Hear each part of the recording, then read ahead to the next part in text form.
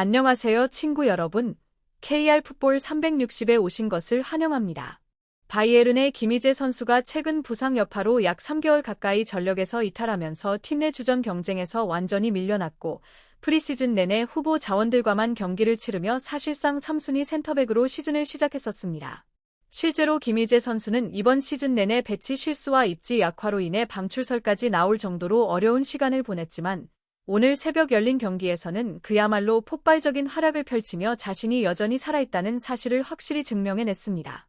김희재 선수는 지난 시즌 아킬레스건 부상으로 컨디션 관리에 큰 어려움을 겪었고 그 여파로 피파 클럽 월드컵이라는 커리어적으로 매우 중요한 대회를 통째로 놓치는 아픔을 겪어야 했습니다. 선수 인생 전체를 놓고 봐도 상당히 큰 손실이었죠. 다행히 7월 초부터는 팀 훈련에 복구하며 부상에서는 벗어난 상태였지만 프리시즌 동안 바이에른 뮌헨, 토트넘전, 올림픽 리옹전, 그라스호퍼 클럽 7위전 등 모든 경기에서 주전이 아닌 백업과 유스 선수들과 함께 출전하며 팀 내 입지는 사실상 3순위 센터백으로 굳어지고 말았습니다. 하지만 김희재 선수는 라이프치히와의 분데스리가 경기에서 교체로 출전한 뒤 믿기 힘든 스프린트와 적극적인 오버래핑으로 어시스트까지 기록하며 확실한 인상을 남겼습니다. 이 활약을 계기로 김희재 선수의 바이에른 잔류는 사실상 결정됐다는 소식도 전해졌습니다. 그럼에도 불구하고 분데스리가에서는 여전히 벤치 명단에만 이름을 올리며 후보 자원으로 평가받는 상황이 이어졌고 DFB 포칼 1라운드에서 3부 리그 클럽인 벤비스바덴을 상대로 선발 출전하며 모처럼 출전 기회를 얻을 수 있었습니다. 아쉽게도 김희재 선수는 컵대회에서만 선발 기회를 받았을 뿐 이번 시즌 분데스리가 15경기 중 선발 출전은 6경기, 교체 출전은 3경기에 그쳤고 UEFA 챔피언스 리그에서도 6경기 중 단 1경기만 선발로 나서며 바이에른의 공식전 가운데 약 13경기 정도만 선발 출전하는 데 그쳤습니다. 결국 2025년 시즌을 철저한 벤치 자원으로 마무리하게 된 셈입니다. 그런 상황 속에서 김희재 선수는 최근 레드불 잘츠부르크와의 친선 경기에서 복귀전을 치르며 2026년 첫 경기를 소화했는데요.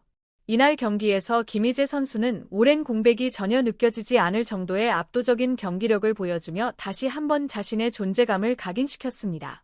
경기 결과는 바이에른의 5대0 완승, 잘츠부르크의 무득점으로 끝났지만 그 스코어 이상의 의미를 남긴 경기였다고 볼 수 있겠습니다. 실제로 레드불 잘츠부르크는 팀 전체가 유기적으로 움직이며 전방부터 강한 압박을 걸어왔고 바이에른 뮌헨을 상대로 상당히 도전적인 경기 운영을 보여줬습니다. 그렇기 때문에 김희재 선수처럼 최후방에서 빌드업을 책임지는 수비수에게는 자칫 큰 어려움이 될 수 있는 경기였는데요. 실제로 바이에른은 잘츠부르크의 거센 압박의 중원에서 턴오버가 꽤나 발생하기도 했습니다. 하지만 정말 이상할 정도로 김희재 선수만큼은 좀처럼 공을 빼앗기지 않았습니다. 마치 마법을 부리는 듯한 안정적인 볼키핑으로 바이에른의 볼 소유권을 지켜냈고 상대 선수들이 김희재 선수를 둘러싸거나 패스 각도를 상당 부분 차단한 상황에서도 어떻게든 출구를 찾아 전방으로 볼을 연결해냈습니다. 특히 인상적인 부분은 김희재 선수가 옌만에서는 백패스를 선택하지 않는다는 점입니다. 상대가 강하게 압박해 들어오는 상황에서 전방으로 패스를 찔러 넣는 선택은 심리적으로도 상당한 부담이 될 수밖에 없는데요. 김희재 선수는 마친을 해오던 일이라는 듯 아무렇지 않게 전진 패스를 시도했고 그 정확도와 타이밍 또한 압도적이었습니다. 패스 대부분이 낮고 빠르게 깔려 들어갔기 때문에 각도를 좁히며 달려들던 잘츠부르크 선수들 입장에서는 허탈할 수밖에 없는 장면들이 이어졌습니다. 게다가 김희재 선수는 상대의 압박을 한번 벗겨낸 뒤 직접 한 명을 제쳐내고 전방으로 찔러주는 장면까지 만들어냈습니다. 몸을 돌며 상대를 벗겨낸 뒤 전진 패스로 단숨에 압박 라인을 무력화시키는 플레이였는데요. 만약 같은 상황에서 압박을 견디지 못하고 백패스를 선택한 수비수가 있었다면 경기의 흐름은 완전히 달라졌을 수도 있습니다. 그만큼 김희재 선수의 이 플레이는 결과값에서 극명한 차이를 만들어내는 정말 엄청난 장면이었습니다. 경합에서도 김희재 선수는 역시나 압도적이었습니다.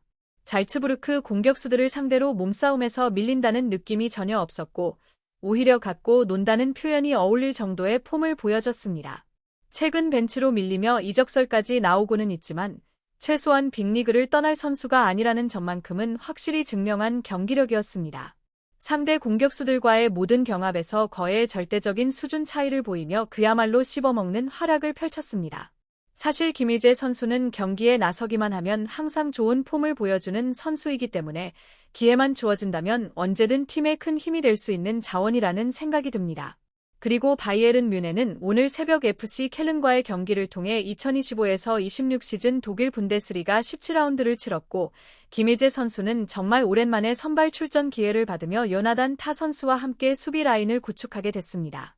그리고 바이에른 뮌헨은 FC 켈른을 상대로 한 최근 10경기에서 무패를 기록할 만큼 상대 전적에서 압도적인 우위를 점하고 있었기 때문에 바이에른 뮌헨은 이번 경기에서도 당연히 기본적인 볼 점유와 주도권을 쥐고 경기를 풀어갔습니다.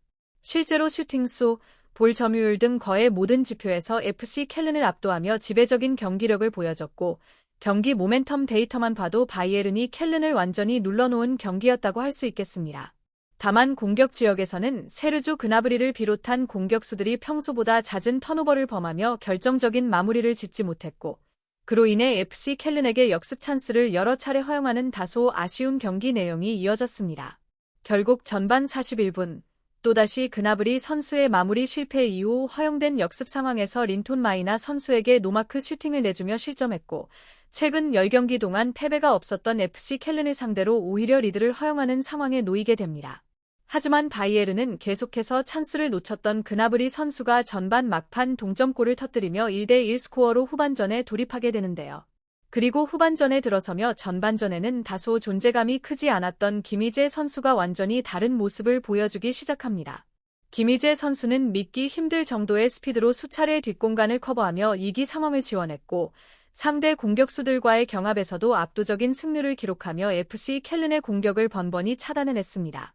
53분에는 엘말리 선수가 침투를 시도했지만 김희재 선수가 먼저 스프린트로 대응하며 뒷공간을 완벽하게 커버하는 수비를 보여줬고 55분에는 카민스키 선수가 순간적으로 뒷공간을 파고들며 바이에른이 1대1 찬스를 허용할 뻔한 장면도 있었습니다.